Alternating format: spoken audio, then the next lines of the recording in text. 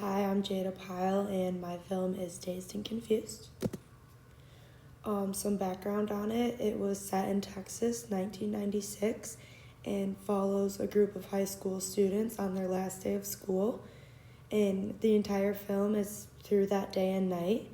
It captures various adolescent experiences from seniors to freshmen and shows this through parties, hazing rituals, love interest, and the struggle to fit in.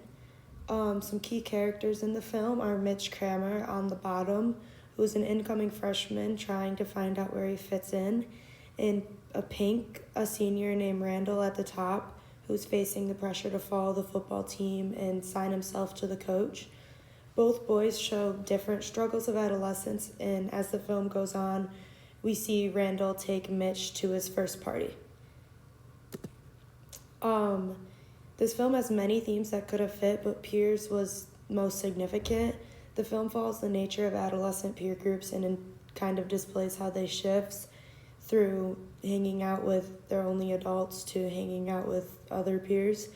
It also shows how peer groups act under no supervision for the first time, and we kind of see this through Mitch's first time at the Emporium and then later at the party. And after the party, it also shows the increased interactions between like girls and boys and them talking more for the first time.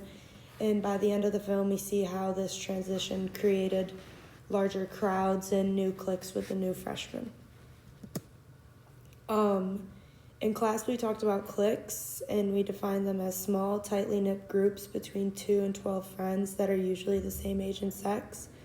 In the movie, we can see Pink bring Mitch into his clique of closer, older boys and guide him on what the social norms are and what's considered cool, even down to like what phrases might. In crowds, we defined as large, loosely organized groups of young people composed of several cliques that come together through a shared activity. And in the film, we see this as a huge part because it's displayed early on, like the difference between the popular jocks and the stoners and the partiers and the athletes and the nerds. We also discussed reference groups, which were groups of people or groups that a person compares themselves to when shaping their own identity. And this is portrayed through Pink's group as the cool and high status group that serves as a reference group for Mitch and his friends. And Mitch adjusts his behavior and talks to girls and smokes and drinks to fit in with that group's norms.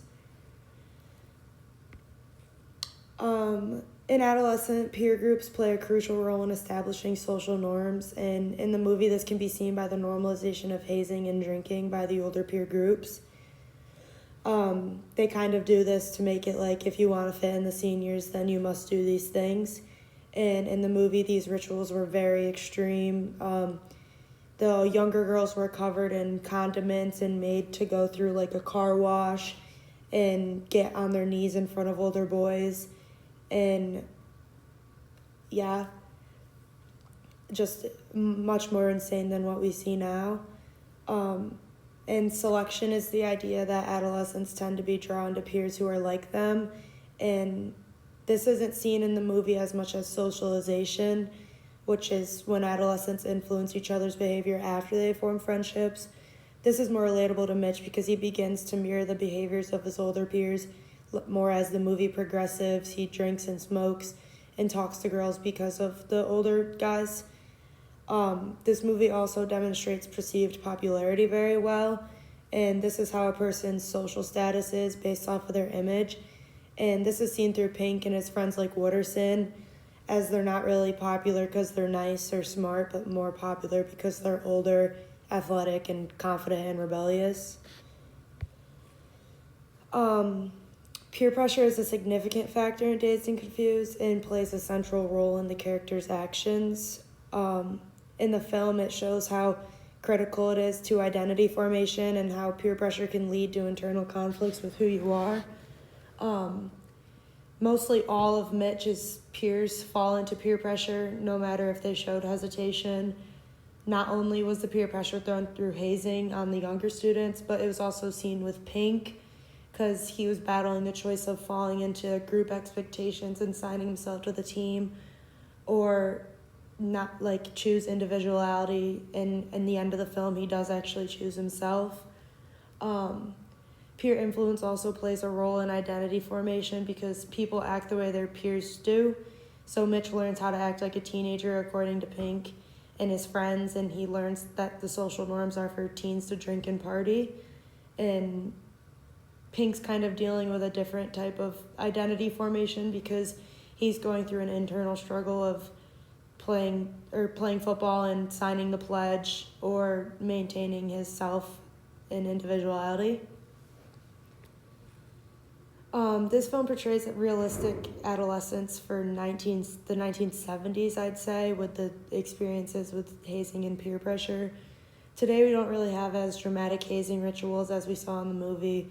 Like the little older boys were literally using a paddle on the younger boys, or the girls were making the younger girls filthy and then forcing them through a painful car wash. So now this might seem exaggerated, but it was more common then. And I would say the portrayal of adolescence in the film is more positive and negative. They do show the positives, like the importance of friendship, freedom, and making memories with friends. But they also show many negatives, like risky behaviors, drug use, hazing and bullying, and peer pressure.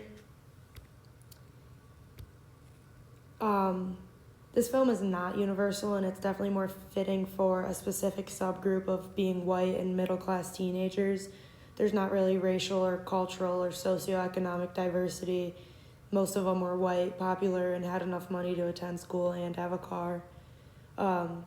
Even though the actual people and setting were towards one subgroup, themes in the movie like peer pressure, bullying, and wanting to find yourself are all still relevant to all adolescents today and aren't really specific to just that race or culture.